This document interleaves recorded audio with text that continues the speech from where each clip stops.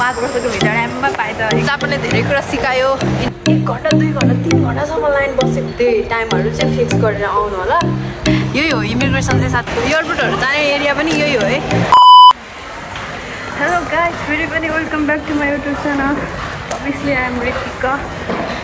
New day new vlogs फेरि पनि। Specially आज चाहिँ म चाहिँ इमिग्रेसन जाँदैछु न्यू भिजा एप्लाईको लागि। भर्खरै म मेरो कम्पनीबाट निस्केर डकुमेन्टहरू सबमिट गरेर अब चाहिँ जाँदैछु। यहाँ तपाईँहरूले देख्न सक्नुहुन्छ। अझै क्लियरली देखिन होला लाइटबाट। यो सबै मेरो डकुमेन्टहरू हो। यो डकुमेन्ट लगेर म जाँदैछु इमिग्रेसन। सो लास्टै जाडो छ, के हुन्छ कसो हुन्छ म तपाईँहरूले मेरो एक्सपिरियन्सहरू सेयर गर्नेछु, केही कुराहरू भन्नेछु। अनि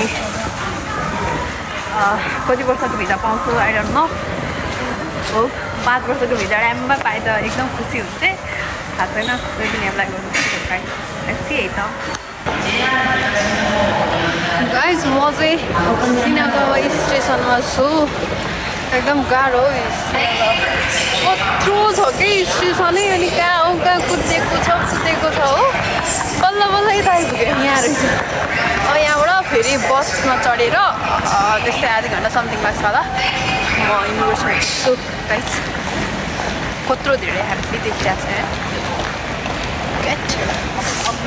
मलाई जापानले धेरै कुरा सिकायो, इन्डिपेन्डेन्ट हुन सिकायो।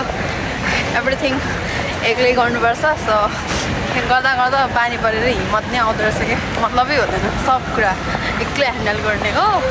डन भएर हिँड्ने हो यसरी नै। जहाँ एक्लै जहाँ जे गरे एक्लै। यो चाहिँ भनेको चाहिँ के भन्ने, यसलाई चाहिँ भनौँ न लाइफ। मलाई यहाँ सबैभन्दा गाह्रो भएको चाहिँ बसको हो क्या। बसको स्टेसन अनि बसको नम्बरहरू हुन्छ कि। अनि कता हो कता के। पहिले म आउँदाखेरि पनि कन्फ्युज भएको थिएँ। अहिले पनि कन्फ्युज भयो। कहाँ खोज्ने बेला भइरहेछ। 99 नम्बर हो। अब कता छ थाहा छैन।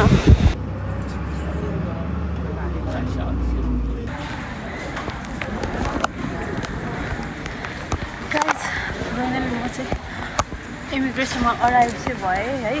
अब यहाँ सोधेर मेरो भिजाको कता हो के हो कुरा बुझ्छु। तपाईँहरू यहाँ देख्न सक्नुहुन्छ यस्तो छ। म भित्र छिरेँ। अब यहाँ मेरो काउन्टर छ। म काउन्टरमा गएर बुझ्छु ल मेरो बारेमा। With her moment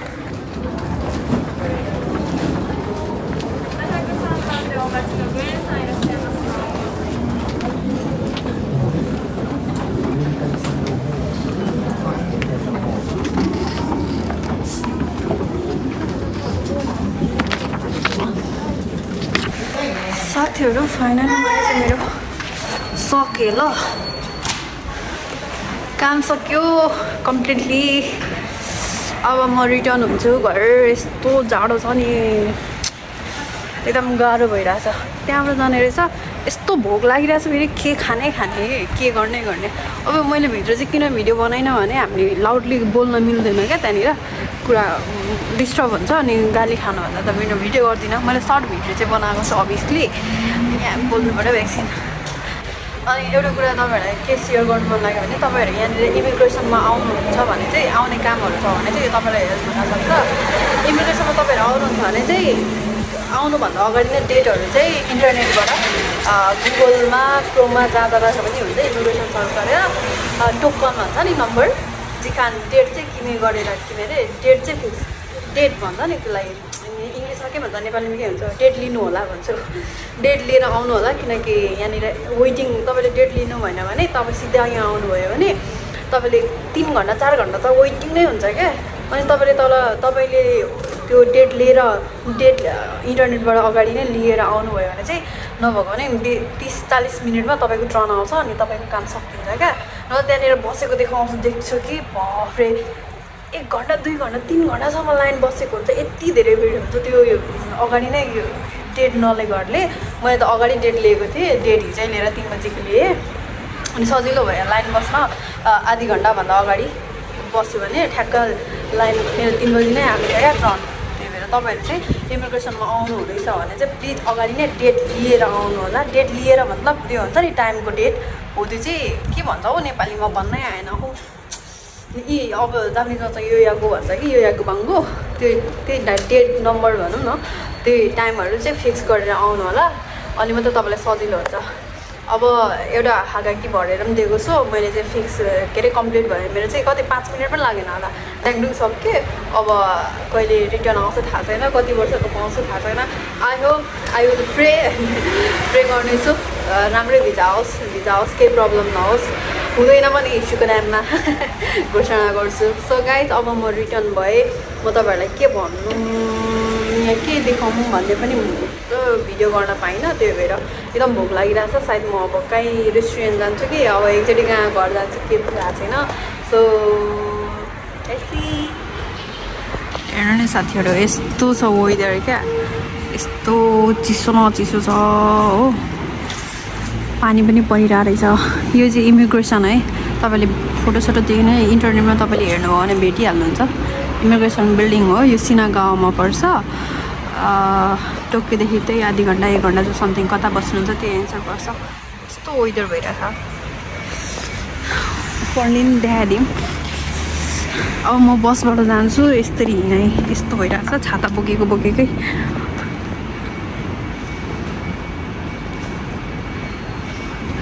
I'm so quiet. कस्तो तपाईहरु यहाँ साकुरा नि देख्न सक्नुहुन्छ है गाइस यस्तो ब्युटिफुल साकुरा यस्तो वेदर यही हो इमिग्रेसन चाहिँ साथीहरु तपाईहरु यही इमिग्रेसन बिल्डिङ हो साथीहरु यहाँ हेर्नु न साकुरा म त यसपालि साकुरामा फोटो नि खिच्न पाएको छैन यस्तो जाडो भइरहेछ यो बोकेको छाता बोकेको पानी परेपछि तेरी जान्छु बरु कस्तो हुस्से पो लागिरहेको रहेछ त्यही माथि सो गाइस अब ब्याक टु होम मलाई एकदम भोक लागेर एकदम सिरियस भइरहेको छु एकदम गाह्रो भइरहेछ बिहानदेखि मैले केही पनि खाएको छैन नि त पानी 1 ग्लास पानी र लेमन मात्र खाएको छु होइन पिएको छु त्यति नै भोक लागिरहेछ पानी परिरहेको छ यसरी अब जान्छु घर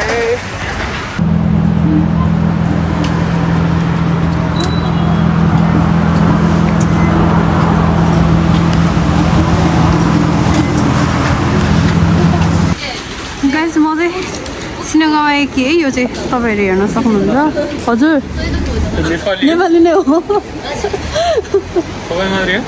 म मात्रै हो भन्नु न ए फोटो म त किन पो भन्नु म भ्लग गर्दै थिएँ यहाँनिर तपाईहरु यहाँ देख्न सक्नुहुन्छ यो सिनागाउँ स्टेसन है यो सबै तपाईहरु देख्न सक्नुहुन्छ तपाईहरु इमिग्रेसन जाँदाखेरि चाहिँ यो स्टेसन आएर यहाँबाट झरेर यहाँ तल बस स्ट्यान्डहरु छ बस स्ट्यान्डमा गएर अनि नम्बरहरु हुन्छ 99 नम्बर अनि त्यहाँबाट तपाईहरु जाने हो मेरो हालत यस्तो छ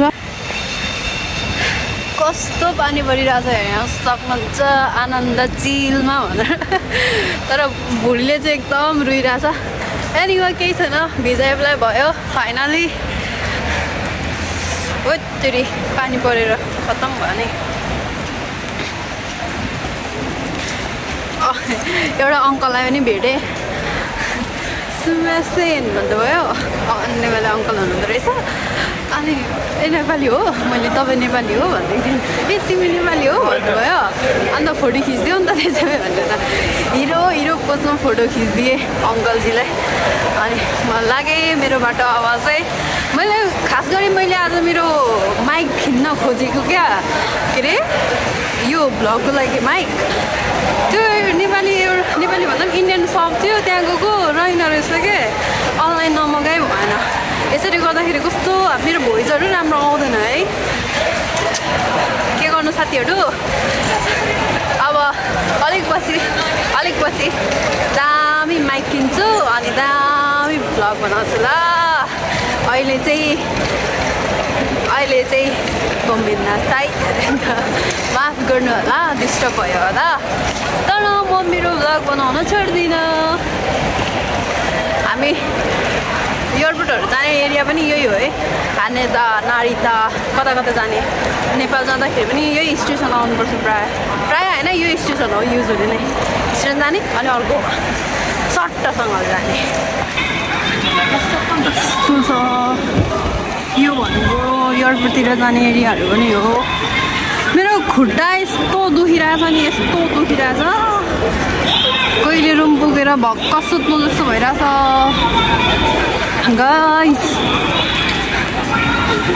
यो चाहिँ सिनागावा के है सिनागावा स्टेसन भनौँ न खालि जापानिज बोल्ने मानेहरू जापानिजै मलाई बोलिरहेको छ अनि यहाँबाट भित्र जाने अनि त्यहाँबाट जाने आफ्नो एरिया ताकानाबा चाहिँ मेरो स्टेसन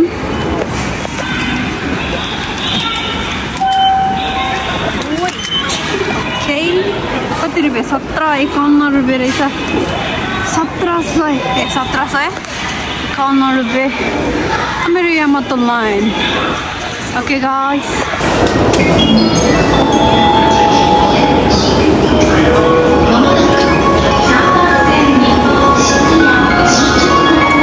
गाइस साथीहरू म चाहिँ मेरो रुम आइपुगेँ है त एकदम थके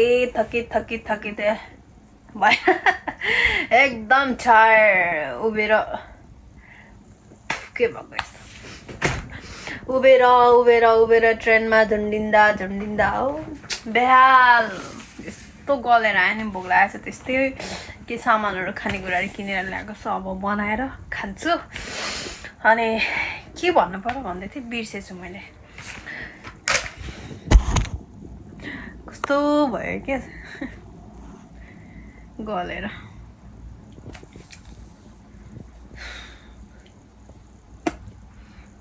okay thank you for watching my video है त मेरो प्यारो मित्रहरू थ्याङ्क यू सो मच यहाँ तपाईँहरूले देख्नुहुन्छ यो नङ नेल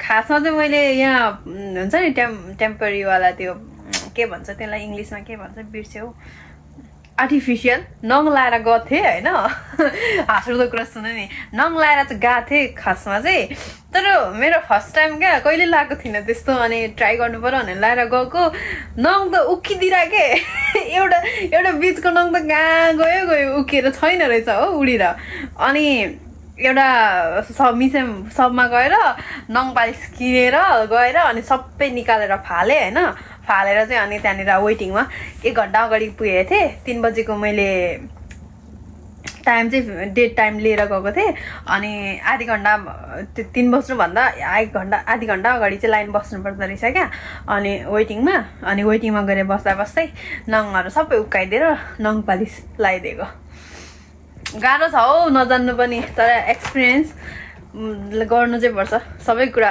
अनुभव चाहिँ गर्नुपर्छ अनुभव गर्यो भने त हुन्छ नि गर्दै जाने आउँदै जाने त होला होइन अनि अर्कै खालके लाउनु पर्ने रहेछ त्यो नङ टाल्ने चाहिँ मैले त्यो गम त्यो यस्तो त्यो अर्कै हुन्छ क्या टाल्ने खालके त्यो लगाएको थिएँ उक्किएको गऱ्यो क्या उक्किएर सबै कता पुग्यो रिसै उठ्दो okay anyway thank you for watching my video मेरो YouTube family thank you so much है ल thank you for watching my video see you next video है त ल सी यू अगेन मेरो टाइम हुँदाखेरि त म भ्लग बनाइहाल्छु मलाई भ्लग बनाउनु आइम क्रेजी अरू जेसुकै मतलब होइन तर भ्लग बनाउनु चाहिँ छोड्दिनँ so thank you so much हजुरहरूलाई साथ सपोर्टको लागि भन्दै आजको भिडियो चाहिँ यही नै अन्त्य गर्न चाहन्छु सो टेक केयर आफ्नो ख्याल गर्नु होला यसरी नै माया गरिदिनु होला अनि तपाईँहरू पनि सेफली बस्नु होला है त जिन्दगीमा प्रगति गर्दै जानु होला okay see you next video thank you so much for watching my this video है त ओके बाई बाई मेरो प्यारो मित्रहरू बाई